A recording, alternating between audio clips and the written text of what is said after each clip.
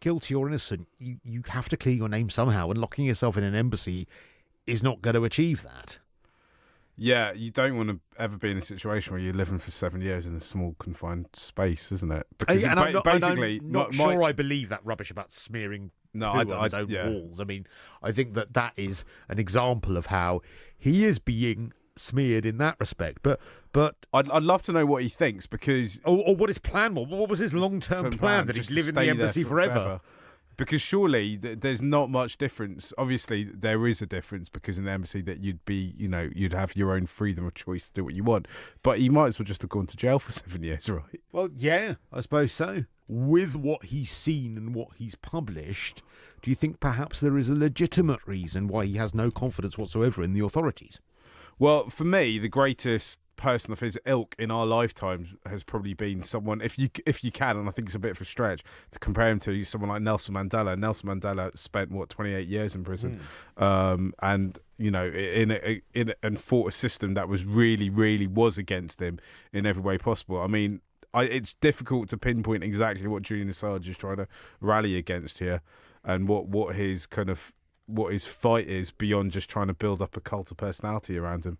The reporter that you're speaking to right now, I think it's shameful what he's saying. That's Mark Machado. He's here sat next to you. What is it that you object to? It's shameful that he's not stating that the UN has repeatedly come out in support of Julian Assange and Wikileaks. I think it's shameful that he's not stating that Pulitzer Prize-winning journalists have come out in defence of Julian Assange and Wikileaks.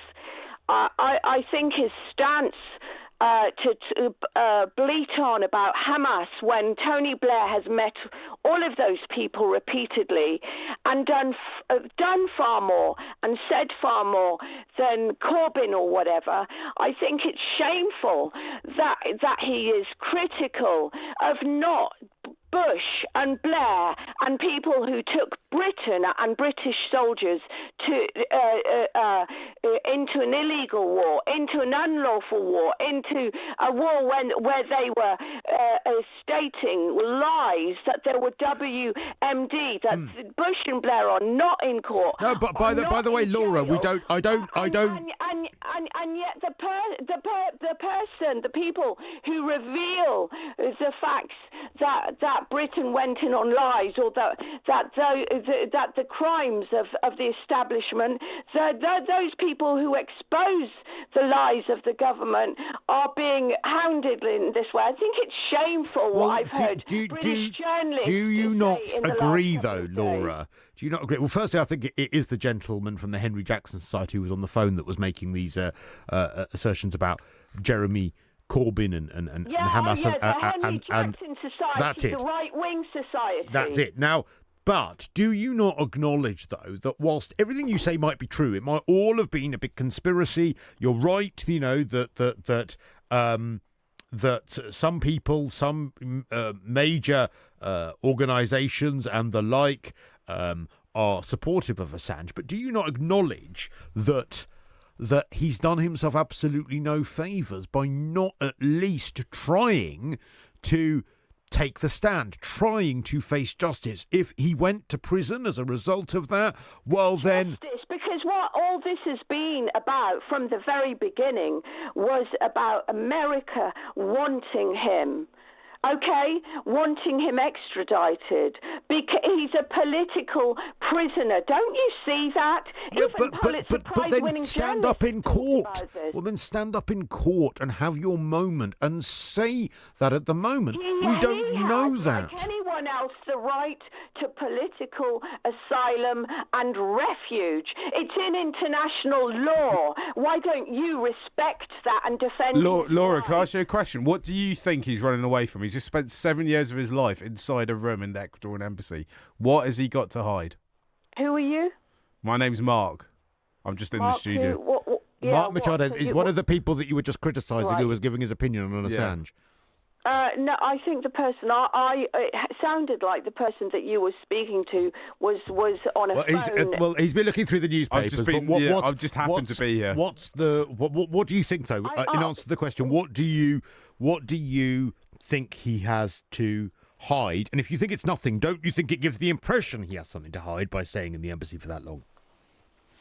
What do I think he has? Why don't you go and ask the UN, who keeps supporting him, repeatedly made statements in his defence? Why do you always seem to bleat on in defence of the establishment who took Britain and British soldiers into an illegal war? Well, if you listen to this programme, you'll have heard that I think Tony Blair is one of the most repugnant politicians we've ever had. Tony Blair, I think, is responsible. Around free. Well, why do you think if I think that Julian Assange should have faced justice in court, that makes me a supporter of Tony Blair? They're not both.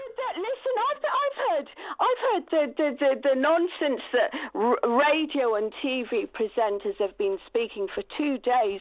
99.9% of them in Britain have shamefully been talking about, oh, did you see his beard?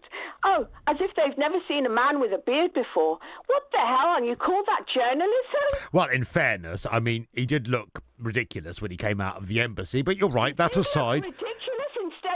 Saying that an embassy... Laura, can I just point out, though... A diplomatic refuge allowed another state to enter their embassy and to drag a political refugee out. I mean, what the hell are you doing? Don't you understand that none of you can speak out against... Well, then what would you say? What would you say then, Laura, to those two separate allegations from two separate women in Sweden who have come forward to say... Who have come forward and said that the police put words in their mouths and they were... They're on the front pages today. They're on the front pages today saying that they no longer... they have no support for him at all. Give priority to Assange's rape claim, says Sajid Javid, and of course... There was no rape charge. There was none, and the women also announced a few years ago that they were being pressured by police, and that the police were putting words in their mouth. If this was about sex, the Swedes would have years ago given a guarantee to Julian Assange's lawyers that yes, we will certainly not extradite him to America. Our genuine, authentic interest in him is only in respect to what we're claiming about him sexually, okay? But then if that is being put forward, you have to face justice. Because what this was about was getting him to America. That's all it was. But getting him to Sweden is not a guaranteed way of getting him to America, firstly. But secondly, wouldn't you want to stand up in court and actually face those charges to try and prove your innocence? It was never about that.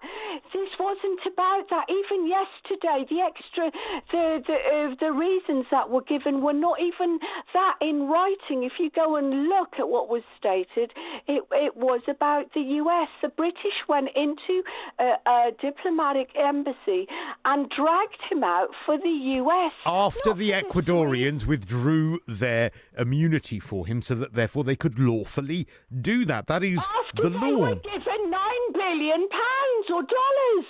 Well, by America and the IMF. Well, Ecuador didn't need to still take that and remove their support for him. That was a decision they made. They didn't need to take the money. They accepted bribes from America, and the IMF and America paid them at least $9 billion. Why don't you try and give some facts and some truth to this?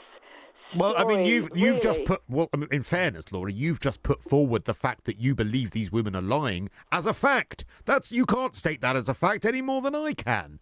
You can't. You can say you believe that they might be lying. You can say that you believe that Assange is being treated unfairly. Now you've just put a word in my mouth. You've said that they were being pressured by the police, and that you've read that many times. The women stated. The women stated. Okay, well, the Don't women tell me that I today, used the the word women lying. I didn't today, use the word Laura, lying. are stating that Diane Abbott, in their support for Julian Assange, Yeah, 'cause you is have to keep utterly spinning it. wrong. You have to keep spinning Right, it so when again I and say again that, in it's spinning it. defence So of sorry, Laura. Tory So government. when I state that, I'm spinning it. When you state that they had words put in their mouth, you're telling the truth. I mean, to me, that sounds a little bit delusional. Why don't you interview the UN about this? If you don't believe, come out against the UN on radio. Come out and do that. Hey, Why look, don't the you? UN haven't always been absolutely right in everything, firstly. And secondly, I haven't actually said... You know what? This is so boring that in 2 days,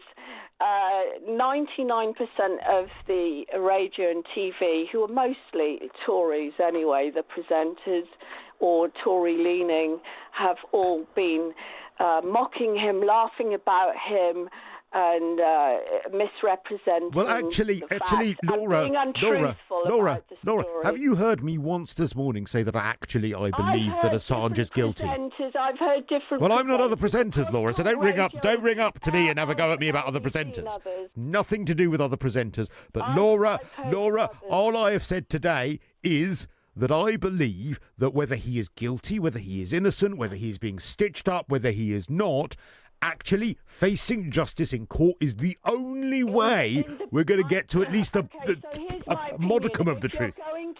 If you're going to have two people, two journalists speaking against Assange.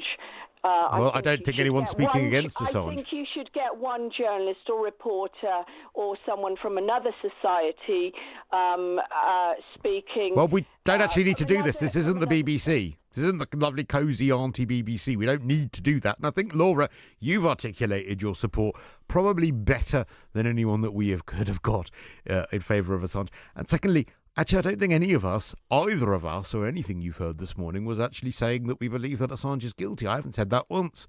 I've said I don't know, because I don't.